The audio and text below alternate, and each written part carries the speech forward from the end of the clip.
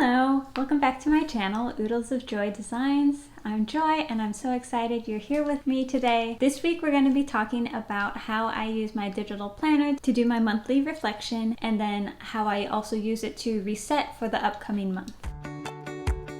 So again, if you're new here, I always like to start with why I like to do this.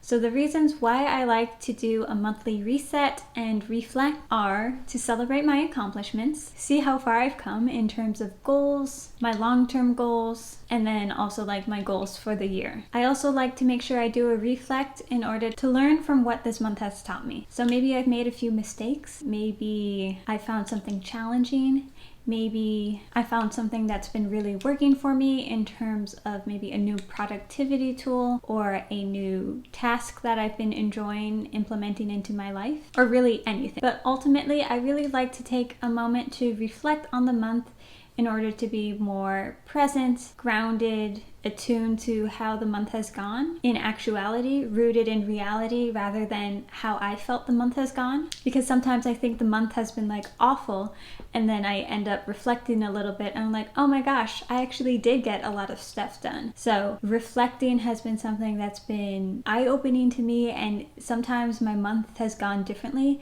than how I think it's gone just in my head. And it really allows me to not be so caught up in the hustle and bustle of everyday life, and it allows me a moment just to like think of everything through and just kind of like relax and bask in that moment. What is a monthly reflect? This is all personal, but for me, a monthly reflect is taking time to figure out how your month has gone for you. It's really a time for you to reflect on what has happened, how you're feeling about what has happened, and just kind of synthesizing and analyzing your month. This can take place in many ways. You can do it in themes, in genres, in a way. I typically use my goals as a way to review how my month went, but other ways I've used in the past is kind of like tracking my emotions, seeing how many activities I did that sparked joy in my life, using my emotions as kind of a barometer for how the month went, and then kind of my emotional level throughout the month. So those are also other ways that you can kind of set as a guiding tool for your month. But like everything, I do this in kind of a non-judgmental way. I'm not super pressed if I don't make a goal or anything. If I'm not making a goal, I use that as an alert for myself that something about this goal is not working for me. So either the goal is not actually something that I want to accomplish, or there's something that's happening along the way that's preventing me or being a little more challenging than I'm used to, and I need to break it down further. So I really kind of try and shift my mindset a little bit in that way. But that's off topic. I do want to stress that mostly reflections can be whatever you want it and need it to be. I always make sure that I set up some parameters for how I want it to go for me that month, but take it with a grain of salt. If something I say doesn't work for you, and you try it and it doesn't work for you, scrap it. Do something that works best for you and just make sure you're like attuned to yourself and figuring out what that is. Typically, I like to spend 30 minutes to an hour on my monthly reflection, but I am open. Sometimes it ends up being a little bit longer, sometimes it ends up being a little bit shorter. And then I also like to choose a set number of questions that I'm going to ask myself. I usually ask myself 4 to 6 questions, but once I start asking myself these questions, usually the ball keeps on rolling and I just keep on writing. So it's really up to you how far and how in depth you want to be getting into it each month. So again, I usually choose 4 to 6 questions. Sometimes these rotate, sometimes they don't. And then I just generally free write how I'm feeling and what those questions kind of evoke in my life. The very first thing I like to do is to set the parameters for what I want my monthly reflect to look like this month. As I stated, I usually choose 4 to 6 questions. So I like to make sure that I know which questions I'm going to be using for this month, and then also set a general time that I want in order to kind of complete this exercise. However, I do want to state I do set the time in a loose manner. If I find that a lot of emotions are coming up, a lot of feelings, and I just have so much that I want to say about how this month went, it depends if I have something scheduled later that day, but if I don't, I'll just continue writing and continue like really giving my all to this exercise.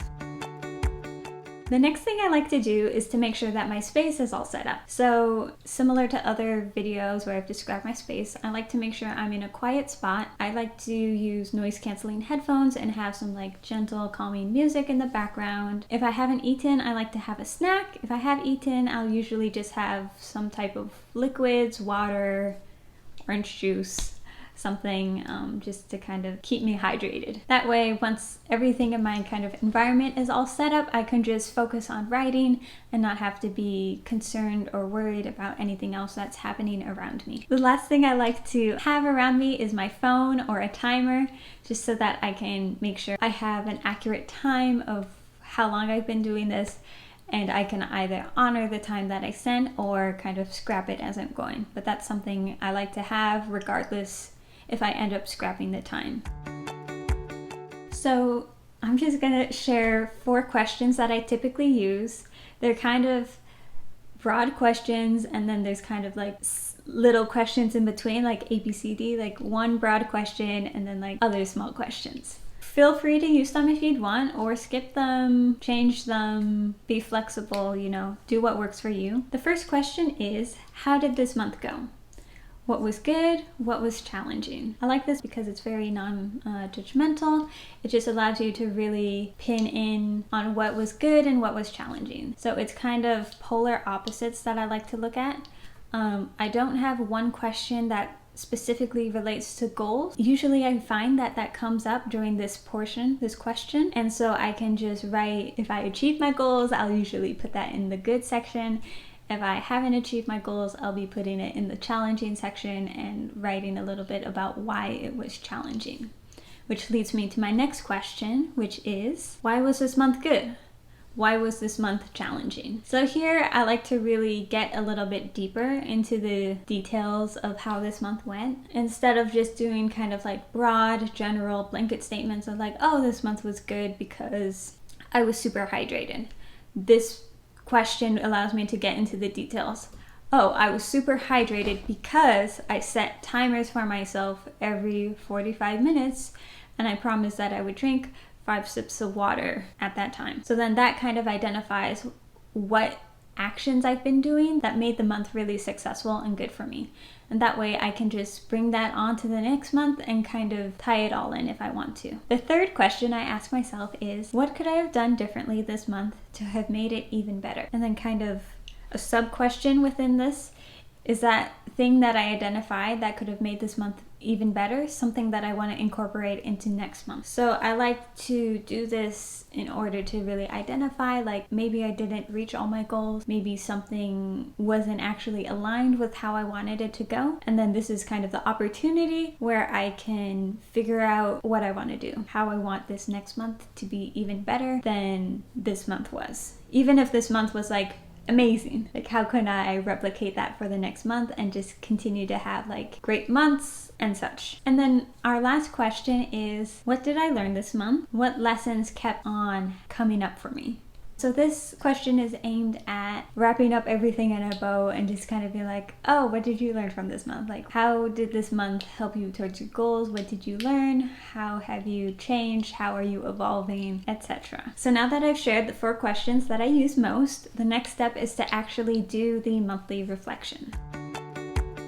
Our next step is to actually do it. So have fun, pick up your digital planner and write the questions, and then just free write. After you've wrote what you wanted to for those questions, our next step is to identify any common themes. I like to do this by rereading what I wrote and underlining or highlighting anything that keeps on coming up, any words or phrases or feelings that I've said I've had. Once I've identified the common themes, I look at what I've learned and see if what I've learned is something I want to continue to bring into this next month. And that's kind of how I do my monthly reflection. So just as a quick recap, the first thing I will do is to set up the parameters for how I want my monthly reflection to go. The next step I will do is to make sure that my space is all set up as well. After that, I identify exactly what my parameters are. After that, my next step is to take action. So that would be doing the free write. And then after that, I take some time to read everything over and figure out what I've learned, any common themes, etc., and then what I want to bring into the next month. After the monthly reflection, I like to do a monthly reset. I usually like to do these two close together. Usually I'll do them on the weekends. I'll do the reflect one day and then the reset on another day. Much of this is similar. I like to make sure that my space is in a great place for me to be thinking and I'm not distracted by any clutter or anything. Similarly to the reflection, I like to make sure that my space is in a way that works best for me, whether that be tidy or clean or quiet. I just like to make sure that whatever space I work best in, it's still in that type of way. That way I can just kind of get to it. For my reset, I like to ask myself these 3 questions. The first question is, what are 3 ways I can reset myself for this next month? So I like to think about things that I can do for myself and also for others, and whatever else is happening in my life. So sometimes I'll say, I can mop the floor. That will make me feel a lot better. Or I can go get a massage. Or I can paint my nails. Or I can take 30 minutes to read a book uninterrupted. Or I can go out on a jog with my dog. Or I can do something that I've been putting off. Or I can do something fun for myself that I haven't done in a really long time.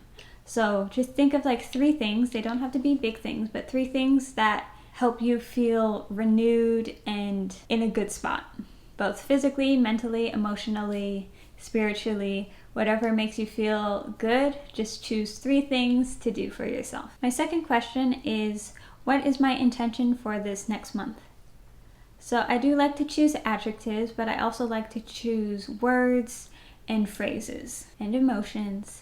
I like to try and be as specific as possible. That way I can get to the base of what I'm trying to feel that month. I can really understand how I want to be feeling and what my intentions are for that next month. Lastly, I like to choose 4 things that I could do in the self-care aspect for myself for each week of the next month. And this is the same. It doesn't have to be anything big, but it's just something that you can put on your calendar and look forward to for the next month. These are self-care items that should make you feel good. It doesn't necessarily have to be the things people always talk about on social media. Whatever makes you feel good. If that's baking bread, put that as your self-care item. If it's getting out of the house for 30 minutes, that's fine too. Just like what makes you feel good and refreshed so that you can have a clear head, body, and mind throughout the month. The next step is to actually answer these questions for yourself, figure out what you want to do, and then after that, it's time to take action. So just make sure you're resetting yourself, honoring what you said you would do, and then also being flexible. After you've finished writing everything out, the last step is to make sure that you do the items that you said you would, so that way you feel your best before this next month begins. Be flexible. You don't have to do everything, but it is always nice to do 1 or 2 things, or even 3 if you have the time. And that's kind of it. That's how I do my monthly reflection and my reset. I hope this was something that was interesting to you.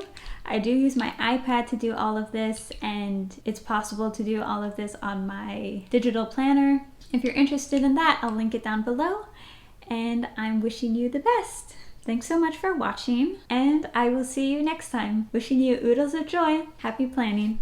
Bye!